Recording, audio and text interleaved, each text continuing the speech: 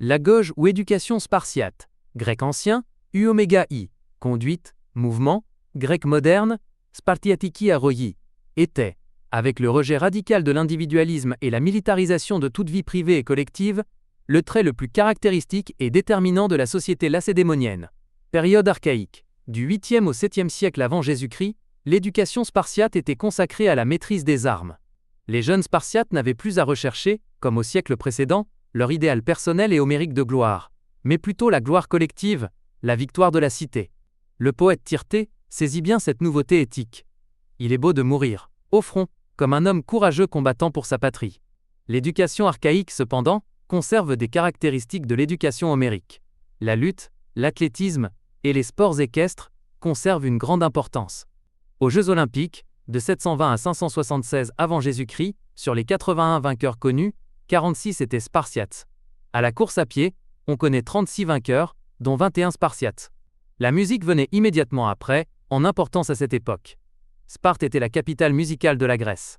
Les diverses fêtes hyacinthiennes, carnéennes et même gymnopédiennes n'étaient que le prétexte à des compétitions de danse très raffinées, qui exigeaient un entraînement spécialisé.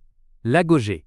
À partir du 6e siècle avant Jésus-Christ, vers 550 avant Jésus-Christ, l'éducation changea de nature. Elle prit le nom d'agogé, bien que ce nom remonte en réalité à l'époque hellénistique. Un système éducatif profondément original pour l'époque par ses caractéristiques, car il était obligatoire. Il constituait une condition indispensable à la pleine citoyenneté. Pour Xénophon, ceux qui n'ont pas passé l'agogé sont des citoyens de rang inférieur qui ne peuvent accéder aux magistratures ni au corps d'élite, ou, selon Plutarque, sont directement privés de leurs droits civiques. Français.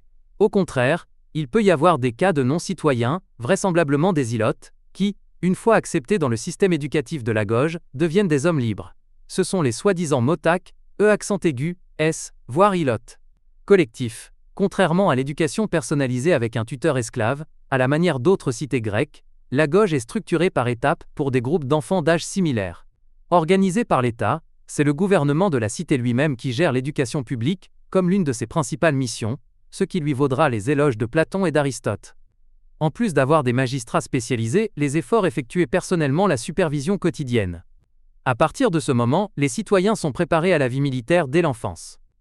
À l'âge de 7 ans, ils étaient retirés de leur famille et commençaient à vivre dans des casernes de style militaire avec leur père, suivant une formation qui visait à faire d'eux de parfaits guerriers, préoccupés uniquement du bien de l'État.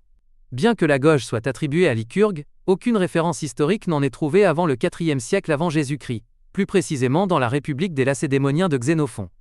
De la naissance à l'âge de 6 ans, Sparte appliquait un eugénisme strict visant à former des citoyens forts et en bonne santé. Selon Plutarque, dans la vie de Lycurgue, à sa naissance, un enfant était examiné par une commission d'anciens aux lèches, portiques, afin de déterminer s'il était beau et robuste. Dans le cas contraire, il était conduit à l'apothétas, un ravin au pied du mont Tagète, où il était jeté ou abandonné sur un pic. L'objectif était d'éliminer toutes les bouches improductives. Si l'enfant réussissait le test, il était confié à sa famille pour être élevé. Durant son séjour dans la famille, l'enfant n'était pas choyé. Les nourrices avaient pour instruction spécifique de l'élever sans lange, qui freinerait sa croissance ou affaiblirait sa résistance au froid et à la chaleur. Il était interdit au jeune enfant de faire preuve d'irritabilité, de caprice ou de colère, et il devait s'habituer à la solitude et à ne pas craindre l'obscurité. Il était également d'usage de le baigner dans du vin, car la croyance, comme l'affirme Aristote lui-même, le qualifiait de cause de cause. Convulsions, provoquant la mort rapide des natures maladives, et renforçant au contraire les natures saines. Les nourrices spartiates devinrent célèbres dans certaines régions de Grèce. Par exemple, Amyclée, qui éleva l'Athénien Alcibiade, était spartiate. De 7 à 20 ans. À 7 ans, les enfants spartiates quittaient le foyer familial et étaient placés sous l'autorité d'un païdonome, magistrat spécialisé, qui supervisait leur éducation.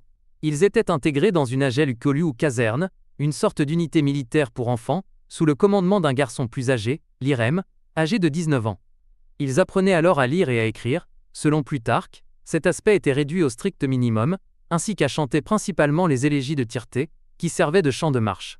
Mais l'essentiel de leur formation consistait à les endurcir physiquement par la lutte et l'athlétisme, à apprendre le maniement des armes, à marcher en formation, et, surtout, à obéir aveuglément à leurs supérieurs, et à toujours rechercher le bien de la cité. Plutarque l'exprime ainsi.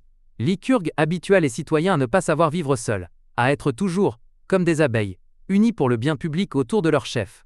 L'État assumait la tutelle jusqu'à l'âge de 20 ans. Durant l'enfance, toute l'importance était accordée à la rigueur et à la discipline. Ces deux principes sont typiquement spartiates. Les cheveux des garçons étaient coupés courts. Plus tard, lorsqu'ils étaient jeunes, ils étaient longs et bien coiffés, ils allaient généralement pieds nus, et à 12 ans, ils n'avaient droit qu'à un imation. Manteau de laine d'une seule pièce par an et pas de chiton. La tunique courte coutumière nouée sur les épaules. En fait, la plupart du temps au gymnase, ils passent leurs genoux et sales, car ils sont rarement autorisés à se baigner. Les rations alimentaires sont réduites au strict minimum, les forçant à voler pour éviter la famine, comme le leur ordonnent leurs iréniques. S'ils sont pris, ils sont sévèrement punis, non pas pour le vol lui-même, mais pour leur maladresse. Ils dorment sur un lit de roseaux ramassé auprès de l'orotas, qu'ils doivent couper à la main, sans aucun outil. Malgré tout, les enfants et les jeunes hommes ont des serviteurs qui veillent sur eux, sauf pendant la cryptée. Devenus éphèbes vers l'âge de 15 ans, ils se laissent pousser les cheveux longs, propres et parfumés, typiques des soldats, en l'honneur de la croyance attribuée à Lycurgue, qui croyait que les cheveux longs rendaient les beaux hommes plus attrayants et les laits plus redoutables.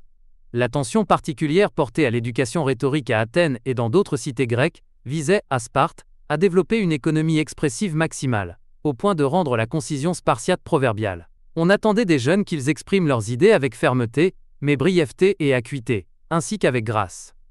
La cité entière veillait à la discipline des jeunes.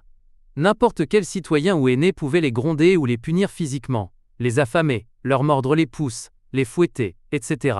Cette dureté, loin d'être un héritage de Lycurgue, allait s'accentuer au fil des siècles, sans aucun rapport avec les véritables besoins militaires de la cité.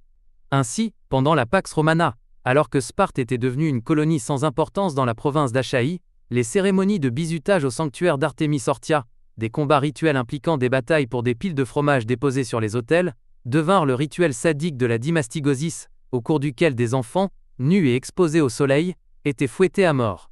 Les enfants se portaient volontaires, car c'était un grand honneur de démontrer au monde leur résistance à la douleur, sous le regard avide de spectateurs venus de toute la Grèce et d'autres provinces de l'Empire. À l'adolescence, une importance particulière était accordée à l'édo, pudeur, et à la décence. Au début de l'âge adulte, l'accent était mis sur l'émulation et la compétition, principalement pour devenir un hippeis. Dès l'âge de 20 ans, les jeunes Spartiates continuaient de vivre dans des casernes et formaient des groupes de spharei jouant au ballon. Tout cet entraînement faisait des Spartiates les soldats les plus redoutés de Grèce, et probablement parmi les meilleurs combattants de l'Antiquité. L'éducation des filles et des femmes était particulièrement importante. Il existait également une éducation publique, basée sur la gymnastique, la lutte et l'athlétisme, dont le but principal était de leur permettre de donner naissance à des enfants sains et forts.